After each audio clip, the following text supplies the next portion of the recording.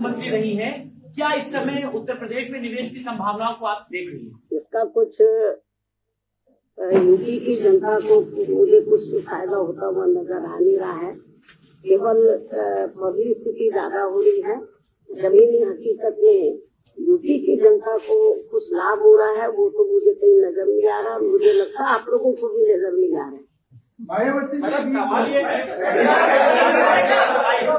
राष्ट्रीय स्तर है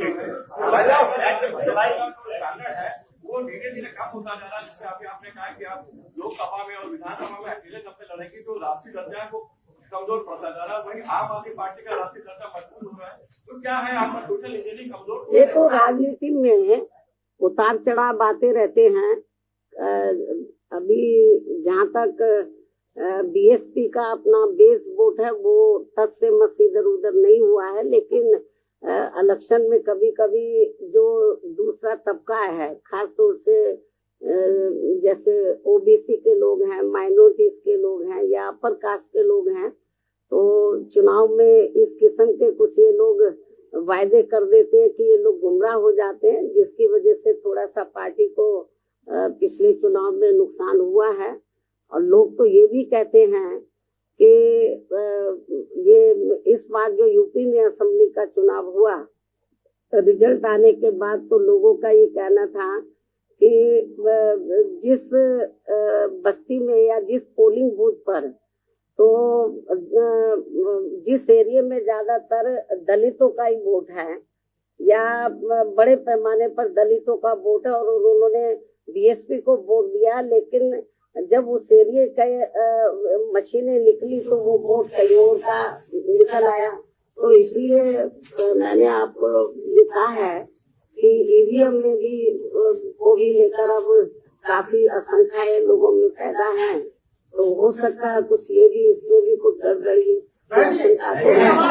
और मेरा तो यही कहना है कि जहाँ तक बीएसपी के जनाधार का सवाल है, बीएसपी का जो जनाधार है वो कोई कम नहीं हो रहा है। मुझे तो लग रहा है ईवीएम में कुछ गड़बड़ी जरूर है, आशंकाएं किस्म किस्म की पैदा है।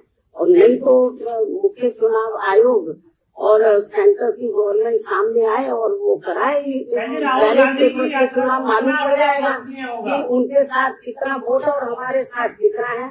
आप लोगों को मैं ये बताना चाह रही हूँ, आप लोग मेरी बात की तरफ थोड़ा ध्यान दें कि जब से बीएसपी बनी है, 14 अप्रैल 1984 को बीएसपी का गठन किया गया था, उसके बाद जब तक चुनाव बैलेट पेपर से होते रहे तो बीएसपी का जो ना तो वोट प्रतिशत कम हुआ है और ना ही बीएसपी का जनाधार हमें कम नजर आया है और हमारी सीटें भी बढ़ी हैं।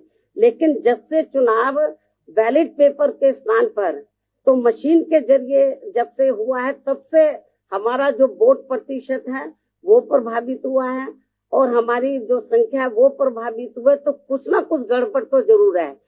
यदि ऐसा नहीं था तो जब तक चुनाव बैलेट पेपर से होता रहा तो तब तक तो हमारी पार्टी का हमेशा हर चुनाव में ग्राफ बढ़ा है, सीटें भी बढ़ी हैं।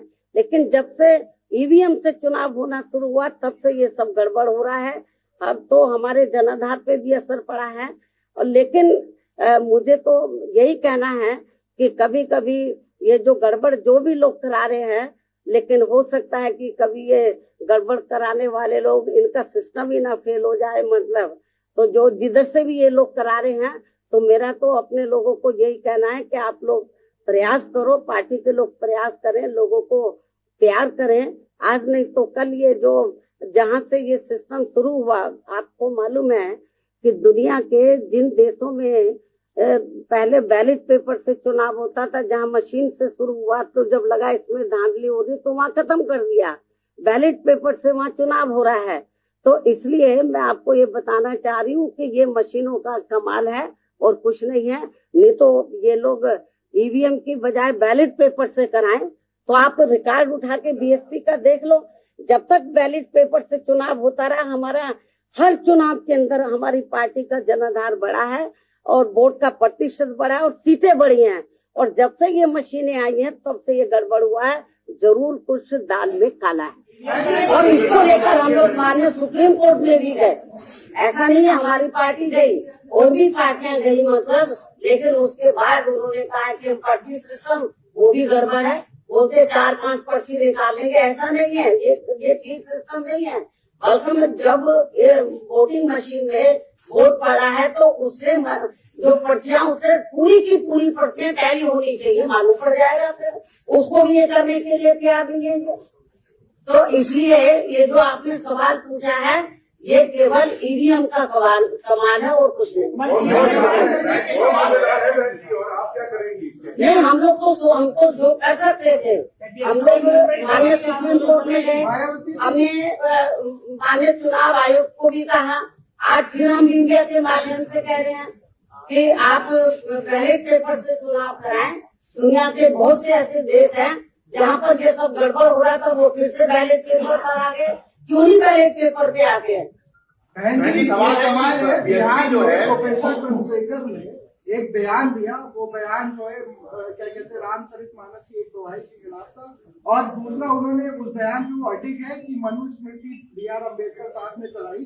तो आप इसको कैसे देखते हैं? आप उस बयान का समर्थन? देखो, पहले बात तो आपने ये गलत बोला है कि बाबा साहब ने मनुस्मृति चलाई। बाबा साहब डॉक्टर अम्बेडकर ने नहीं चलाई है, एक तो आपको ये करेक्ट कर लेना चाहिए। और उन्होंने किस संदर्भ में ये बात बोली है मुझे नहीं मालूम।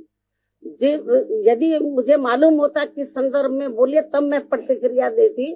तो उन्होंने मुझे ये चीज मीडिया नहीं दिखा रहा किस संदर्भ में बोली है, तो किसका रेफरेंस उन्होंने दिया और मैंने सुना नहीं है। और जब तक वो किस संदर्भ में बोला तो कोई प्रतिक्रिया करना ठीक नहीं है। ये जो बीजेपी है, बीजेपी पसमंदा कर रही है, पसमंदा मुसलमान बीजेपी के साथ आए, और आप भी हमने देखा इमरान मसूद को ज्वाइन कराया। मैं जो आपको बता रही हूँ पसमानदे के बारे में, पूरे यूपी के मुस्लिम समाज के लोगों को ये मालूम है कि उनके साथ किस प्रकार की जाति हो रही है, यूपी में नहीं पूरे देश के अंदर। तो जहाँ तक पसमानदा का सवाल है, ये मैंने ट्वीट के जरिए भी कहा था, जो मुस्लिम समाज है वो मुस्लिम पहले, पसमानदा बाद में है। तो जो उनके साथ में जुल्म जाती हो रही है, मुझे नहीं लगता कि वो भारतीय जनता पार्टी के किसी भी प्रकार के बहकावे में आएंगे। तो वो इनके बहकावे में आने वाले कतई भी नहीं है। सवाल है कि पहले भाजपा जो है बाहुबलियों को दूर रखती है पार्टी के, लेकिन अतीक अहमद के परिवार को शामिल करने की क्या मजबूरी पड़ गई? जहाँ तक अतीक अहमद को तो हमने नहीं किया है शामिल, उसकी औरत को क्या, उसकी औरत कौन सी माफिया है? एक सवाल है,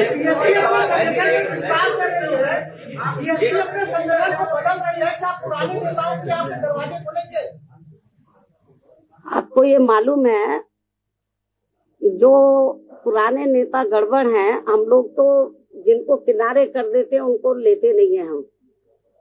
और अब दूसरी पार्टियों के पास नेताओं की कमी है, तो जो बीएसपी के जो निकाले हुए लोग हैं, चाहे तो कांग्रेस है, चाहे सपा है, चाहे बीजेपी, वो उनको लेकर घूमते रहते हैं।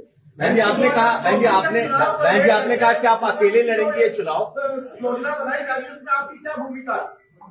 बीएसपी की जो विचारधारा है, तो जो विपक्ष की जितनी पार्टियां हैं उनसे बिल्कुल अलग है।